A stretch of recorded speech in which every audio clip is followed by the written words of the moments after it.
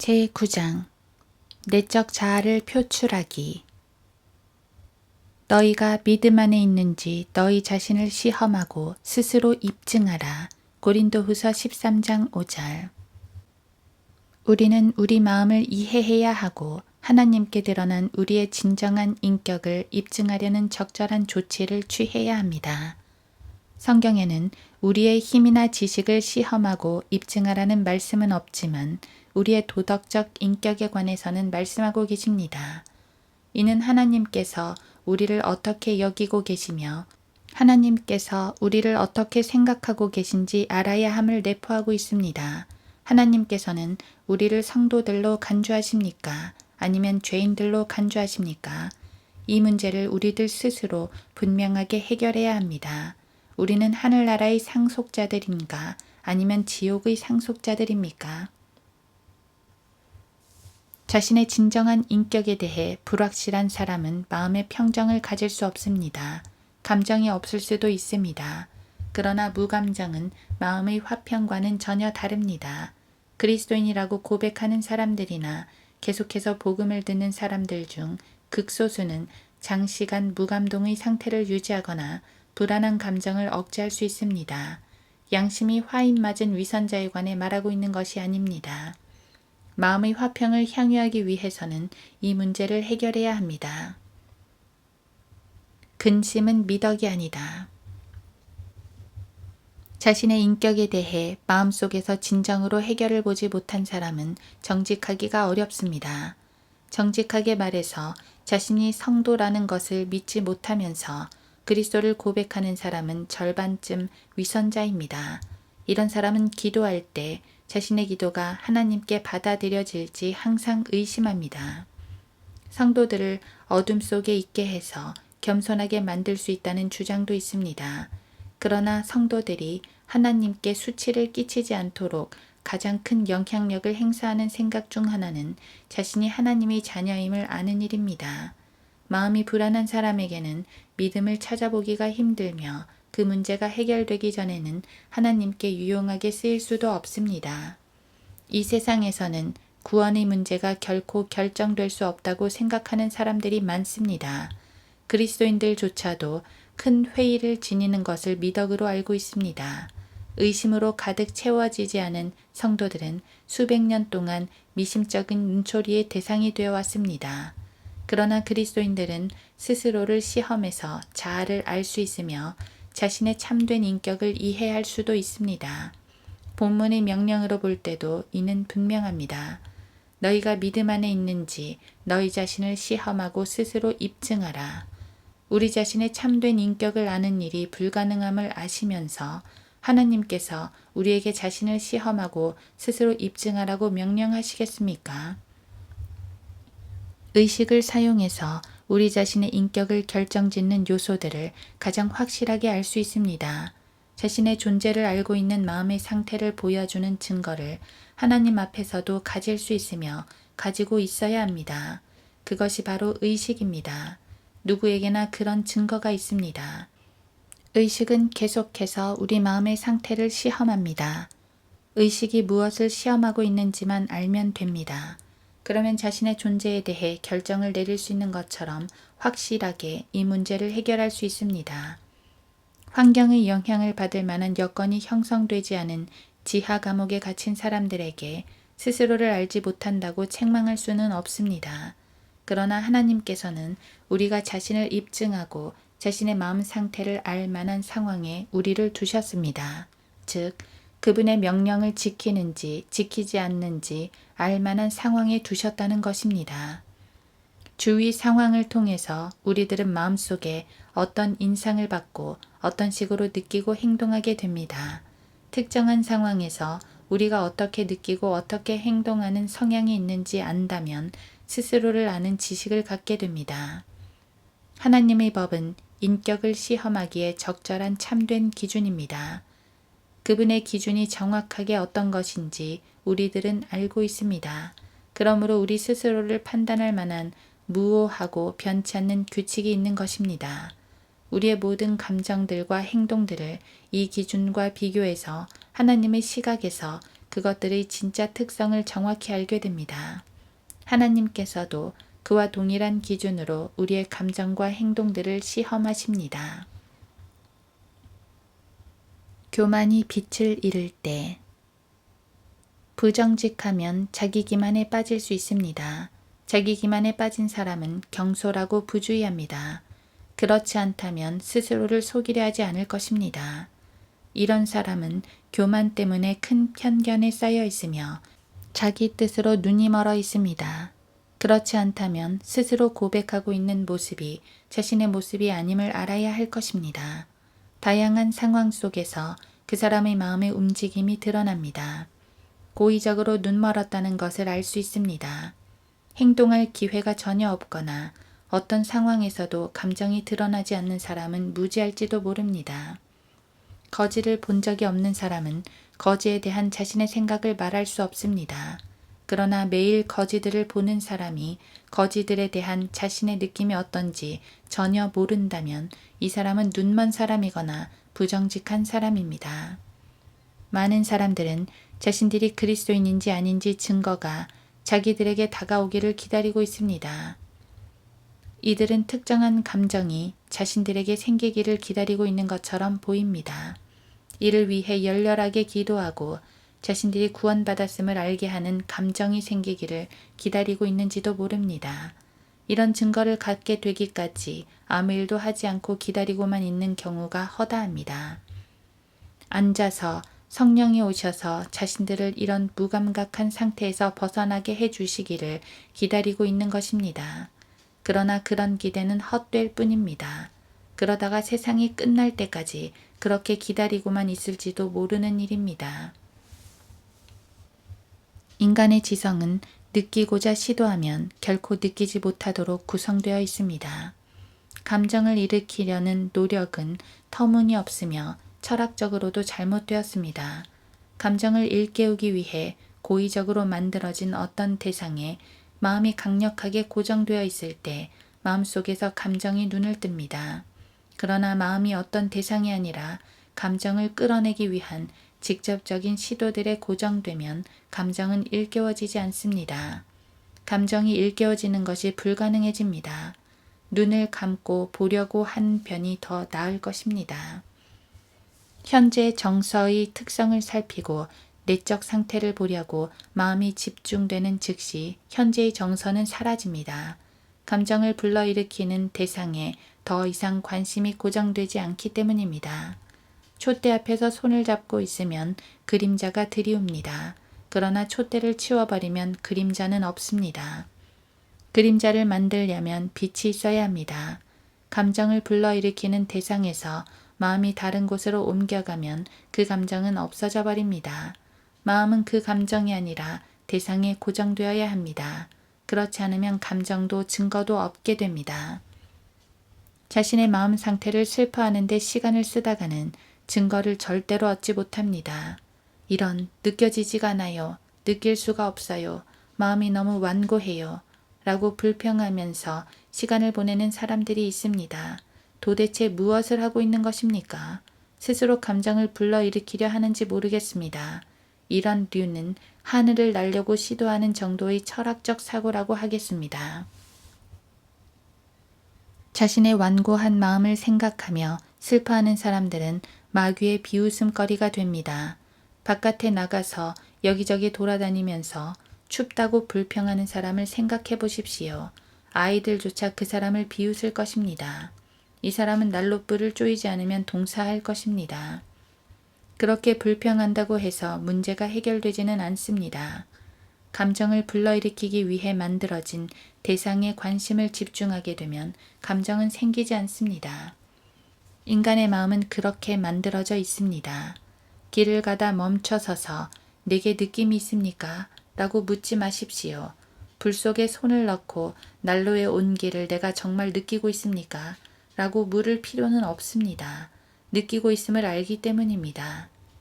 인상이 희미할 때는 자신의 의식을 주위에서 살펴볼 필요가 있습니다.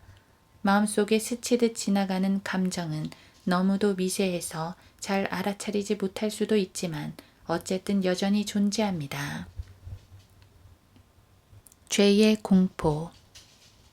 들뜬 감정을 불러일으키기 위해 인위적으로 고안된 어떤 대상의 마음을 맞추다 보면 어느 정도는 그런 감정을 느낄 수밖에 없습니다.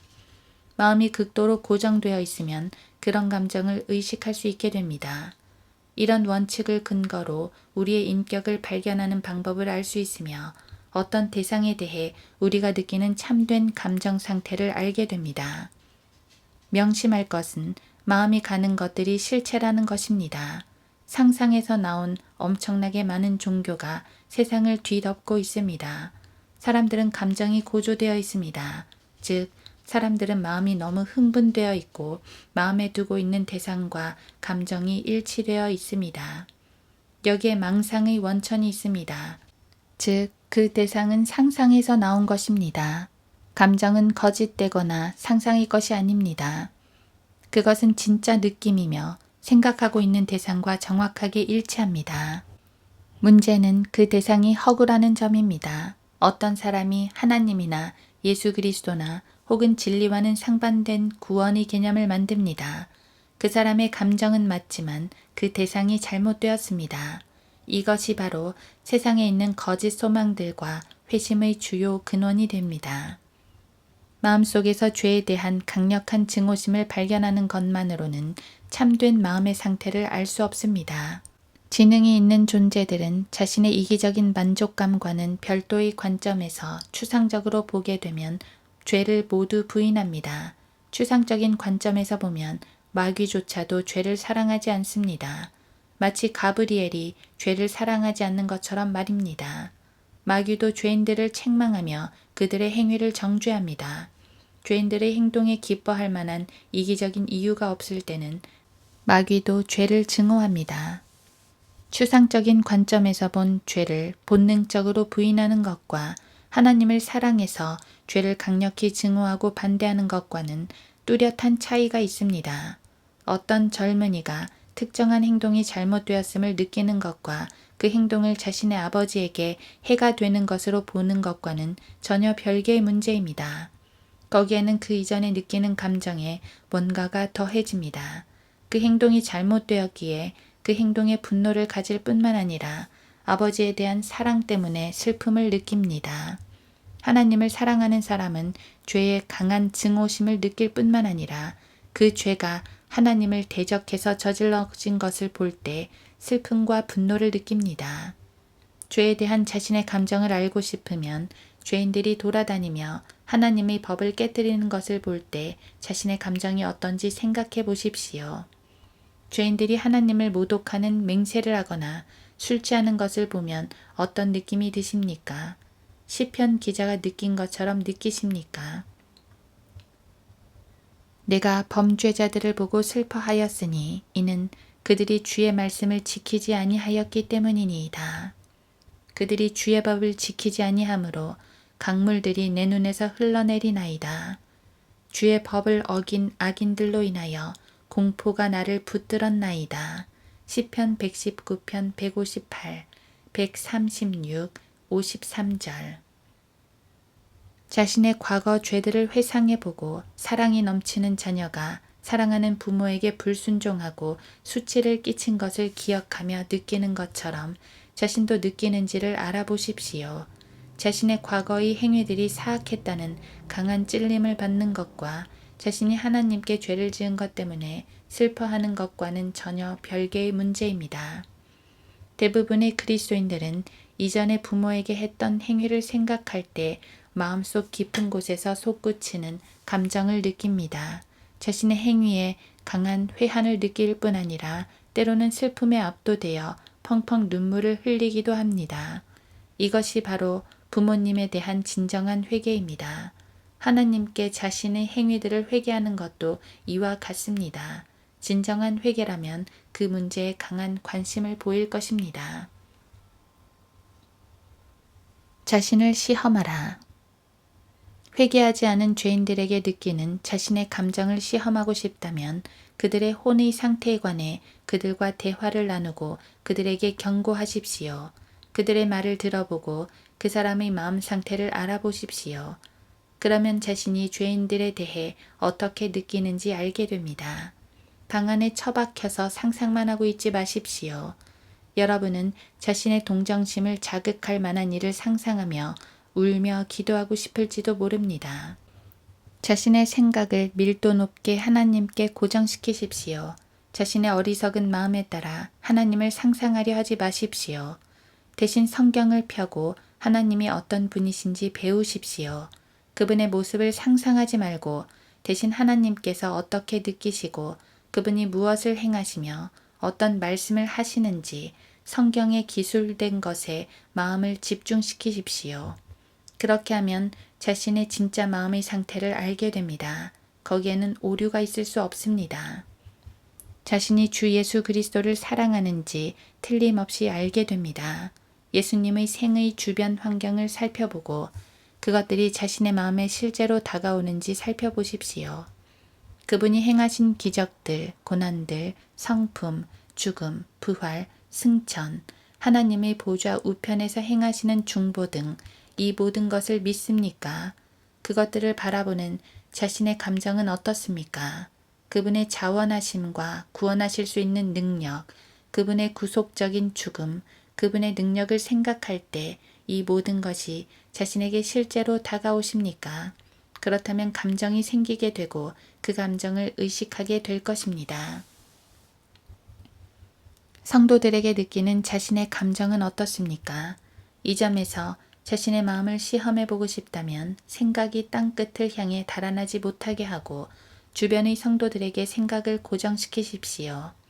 여러분은 성도들을 사랑하고 그들이 거룩하기를 바라십니까? 마음으로 그들을 생각하며 믿음으로 은혜의 보좌 앞에서 그들을 축복해 달라고 하나님께 간구하십니까?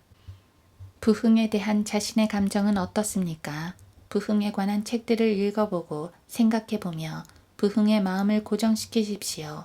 그러면 자신의 마음 상태를 나타내주는 감정이 생길 것입니다. 구원받지 않은 사람들, 술주정뱅이들, 성경, 그리고 모든 관심사들도 이런 식으로 점검해 볼 수 있습니다. 자신의 마음 상태를 알려면 강한 느낌이 생길 때까지 실제 대상의 마음을 집중하면 됩니다.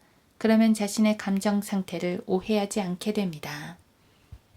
감정을 일으키기가 까다롭다면 주님의 사역의 마음을 전부 빼앗겨서 특정한 대상에 관심을 집중시킬 수 없어서거나 아니면 어리석은 자의 눈이 땅끝을 쫓는 것처럼 생각이 이리저리 떠다니기 때문입니다. 어떤 대상에 대해 마땅히 있어야 한다고 생각하는 강한 감정이 생기지 않아서 고민하는 그리스도인들도 있습니다. 어떤 사람은 근심과 수고와 죄인들을 위한 기도에 너무 몰두해서 자신의 혼에 대해 충분히 깊이 있게 생각하려면 노력이 필요하기도 합니다. 자신의 죄들에 관해 기도하려고 무릎을 꿇으면 마음에 두고 있던 죄들이 떠오릅니다. 그래서 자신을 위해서는 좀처럼 기도할 수 없게 됩니다. 감정이 생기지 않는 이유가 그와 똑같이 중요한 어떤 일에 마음을 빼앗겨서라면 그런 현상을 자신에게 나쁜 증거로 받아들이지 마십시오. 생각이 온 세상을 두루 떠돌아다니기 때문에 자신의 진짜 인격을 알 수 있을 만한 깊이 있는 감정이 생기지 않는다면, 즉 마음이 성경에 있는 것도 아니고 그리스도인으로서 관심을 가져야 할 대상에 있는 것도 아니라면 스스로를 강하게 붙들고 생각을 통제해서 감정이 생기게 하십시오. 자신의 생각에게 명령을 내릴 수 있습니다. 즉 하나님께서는 여러분의 생각을 여러분의 손에 맡기셨습니다. 우리는 우리가 느끼고 싶은 대상에 관심을 집중시킴으로써 감정을 통제할 수 있습니다. 그 대상에 마음을 집중시켜서 깊은 감정의 샘을 터뜨려 자신의 마음 상태를 이해하고 하나님의 시각에서 자신의 진정한 인격을 이해하기 바랍니다. 상상 속의 종교. 어떤 사람은 교회에서 활동하면서 자신의 진정한 마음 상태를 알게 됩니다. 기도의 골방에서도 바깥에 있는 대상에 대한 자신의 감정을 결코 알 수 없으며 그것들에 대해 바른 감정을 갖지 못하다가 밖으로 나가서 활동하면서 알게 됩니다. 죄인들과 접촉해 본 일이 없는데 어떻게 죄인들에 대한 자신의 솔직한 감정을 알 수 있겠습니까? 상상 속에서도 감정을 가질 수는 있지만 그건 사실에서 나온 감정이 아닙니다.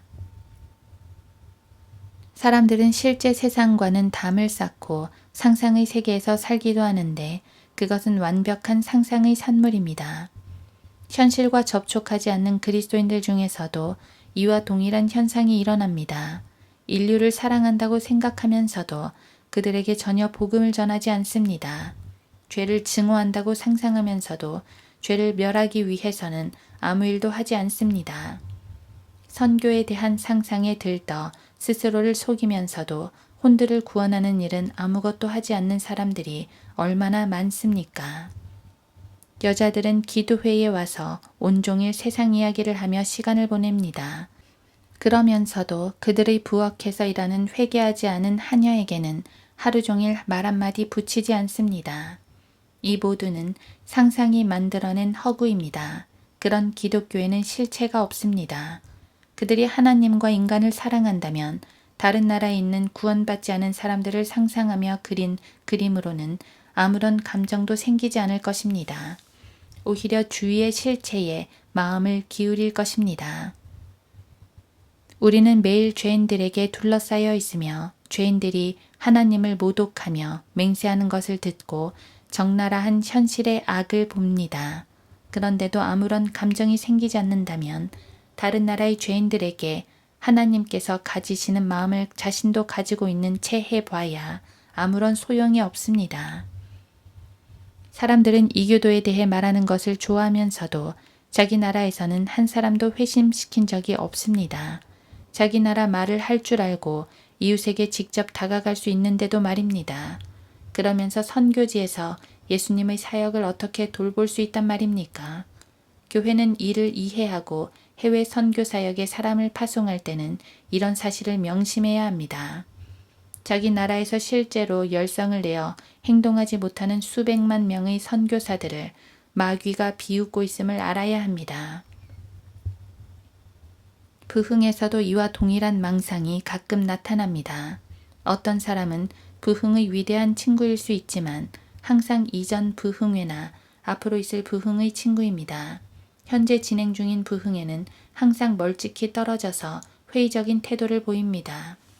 이 사람은 부흥에 관한 책을 읽고 오 주님, 주님의 사역을 부흥시켜 주십시오. 우리에게도 하루에 수천 명씩 회심하는 그런 부흥을 주소서 라고 기도할 수도 있습니다. 그러나 그 사람의 실체를 보면 그 사람이 흥미를 갖는 부흥회는 하나도 없습니다.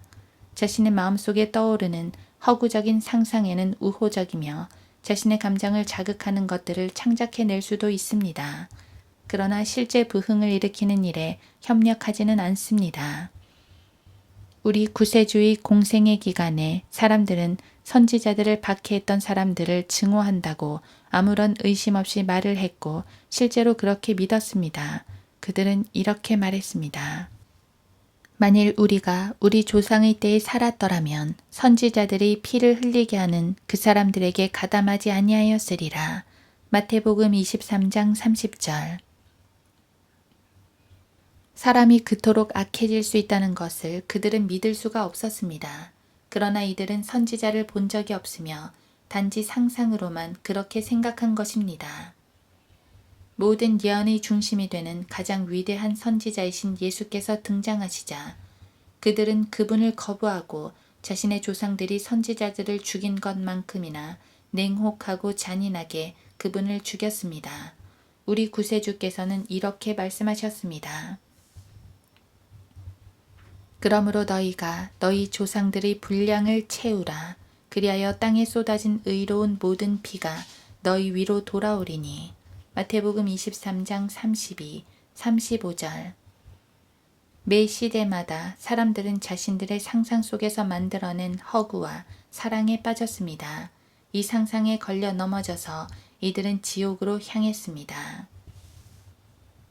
과거를 조명하기.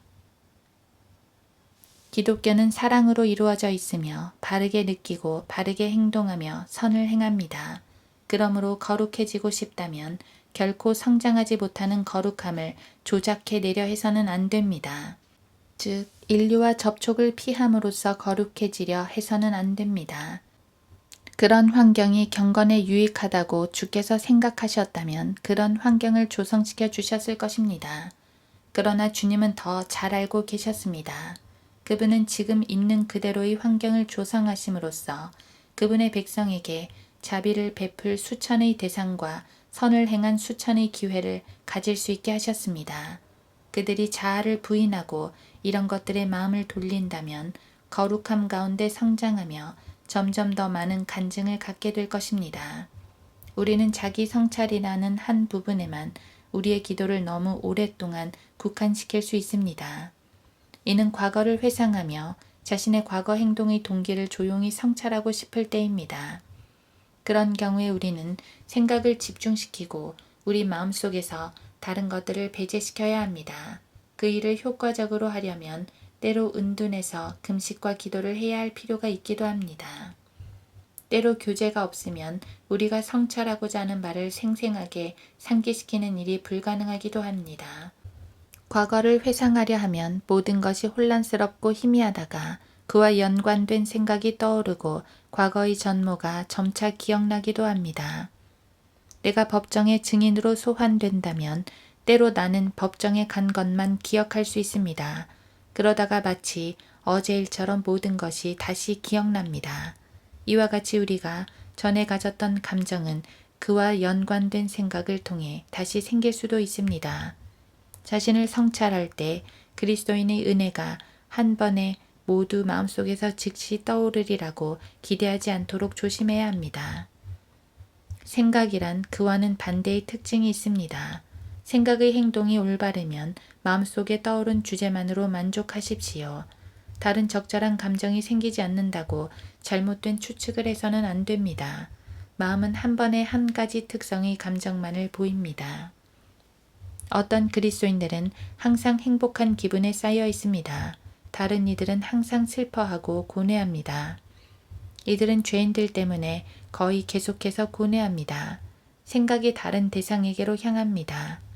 한 부류는 항상 자신을 행복하게 해주는 대상만을 생각하고 다른 한 부류는 교회의 상태나 죄인들의 상태를 생각합니다. 어깨에 산을 짊어지기라도 한 듯 짐의 무게 때문에 주저앉습니다. 두 부류 다 그리스도인들이며 두 부류의 감정 모두 이 둘이 바라보는 대상에 따라 오를 수도 있습니다. 사도 바울은 자신의 동족 때문에 계속해서 마음이 무겁고 슬펐습니다. 그가 지닌 감정이 올바르다는 데는 의심의 여지가 없습니다. 구세주를 거부한 바울의 동족이 바울이 생각하는 대상이었습니다. 이들이 스스로 자초한 끔찍한 진노와 이들 위에 떠다니는 운명이 바울의 마음속에서 항상 떠나지 않았습니다. 슬퍼하는 것 외에 바울이 무슨 일을 할 수 있었겠습니까? 즐거워하며 행복해하는 그리스도인을 봅시다. 일반적으로 이런 사람은 아주 유용한 그리스도인은 아닙니다. 때로 이런 사람은 종교의 달콤함에 흠쩍 빠져들기도 하지만 하는 일은 거의 없습니다. 어떤 사역자들은 이런 주제에 관해서는 설교를 너무나도 잘해서 청중을 기쁘게 해줍니다. 그러나 아무리 많이 새 힘을 얻고 훈계를 받으며 회중을 만족시킬지라도 그런 사역으로 많은 죄인들이 회심하는 일은 드뭅니다. 반면 죄인들의 상태를 바라보고 습관적으로 마음이 깊은 고뇌에 쌓인 사람들이 있습니다. 이들은 주로 사람들을 회심시키는 도구로 사용됩니다. 그 이유는 분명합니다. 둘 다 진리를 설교하며 둘 다 복음을 설교했습니다. 서로 다른 비율로. 그리고 이들이 설교한 관점에 상응하는 감정이 일깨워집니다. 차이점이라면 한편은 성도들에게 위로를 주고 다른 한편은 죄인들을 회심시키는 것입니다. 뭔가 행하라. 항상 행복해하는 그리스도인들은 훌륭한 교제 상대가 됩니다. 그렇지만 이들은 죄인들을 지옥의 불길에서 빼내오는 일에는 좀처럼 관여하지 않습니다. 다른 편은 죄인들의 상태를 돌아보고 혼들이 회심하기를 바라면서 죄인들 때문에 항상 슬픔으로 가득 차 있습니다. 지상에서 하늘나라의 전조를 맛보는 대신 이들은 영안에서 슬퍼하며 온 밤을 기도하느라 지새우며 지상에 계셨을 때의 하나님의 아들과 일치된 감정을 가집니다. 진정한 부흥의 영은 죄인들을 위해 고뇌하며 기도하는 영입니다. 때로 사람들은 자신들이 느끼는 감정이 생기는 이유를 궁금해합니다. 해답은 분명합니다. 그렇게 느끼는 이유는 그렇게 생각하기 때문입니다. 그런 감정을 자아내도록 만들어진 그런 대상에 관심을 쏟기 때문입니다. 경건한 사람들 중 많은 이들이 의심으로 주님을 욕되게 하고 있습니다. 이들은 자신이 가진 의심에 대해 계속해서 제잘되고 자신에게 믿음이 없다는 결론을 내립니다. 자신이 가진 의심에 대해 곰곰이 숙고해보는 대신 예를 들어 예수 그리스도와 같은 다른 대상에 마음을 고정시키거나 나아가서 죄인들을 회개시키기 위해 일한다면 이들의 감정은 바로잡힐 것이고 의심의 안개도 사라질 것입니다. 그런 일을 하지 않으면서 가만히 앉아서 감정이 정상이 되기를 기다려서는 안 됩니다. 내가 말한 것들을 적절하게 이해하지 못했을 수도 있습니다. 내 말은 자신의 감정에 이상이 있다고 여겨질 때는 하나님을 위해 아무 일도 하지 않고 있을 때라는 것입니다. 조용히 앉아서 아무 일도 하지 않으면서 적절한 감정 상태에 있다고 만족해서는 안 됩니다. 적절한 감정을 유지할 수 있는 상황을 찾아서 일하러 가십시오. 한편으로 아무런 느낌도 없이 부산만 떠는 것도 잘못되었고 다른 한편으로는 골방에 처박혀서 감정이 되살아나기만을 기다리는 것도 잘못된 것입니다. 활동을 하십시오. 그렇지 않으면 절대로 정상적인 감정 상태가 되지 않을 것입니다. 그리스도인의 감정에 생기를 불어넣어 줄 대상을 찾아 거기에 마음을 두십시오.